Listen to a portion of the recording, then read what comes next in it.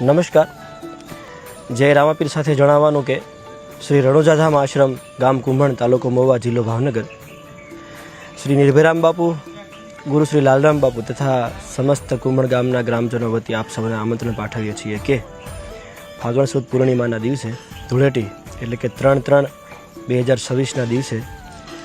શ્રી રણુજાધામ આશ્રમમાં મહા આયોજન થવા જઈ રહ્યું છે, જેમાં કાર્યક્રમની રૂપરેખા છે શ્રી વિષ્ણુયાગ યજ્ઞના દર્શન તેમજ યજ્ઞની પૂર્ણાહુતિ પછી બપોર પછી 4 કલાકે સંતો દ્વારા સત્સંગ એવં સમસ્ત